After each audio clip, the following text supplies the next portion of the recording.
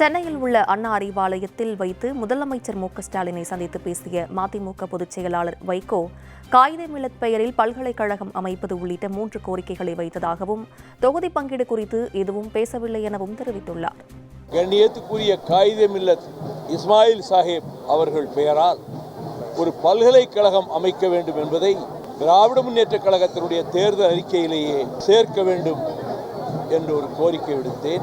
சூரிய ஒளி மின்சார கட்டமைப்பில் வறுமை கோட்டுக்கு கீழே இருப்பவர்களுக்கு இலவச மின்சாரம் கொடுக்க அரசு முடிவெடுத்து விட்டால் இந்த தடுக்கின்ற முயற்சிகளிலே இருந்து நாம் விடுபட்டு விடலாம் என்பதையும் தேர்தல் அறிக்கையில் சேர்ப்பது சாலச் சிறந்ததாக இருக்கும் என்று அதையும் நான் கோரிக்கையாகவே முதல்வர் அவர்களிடம் தந்தேன்.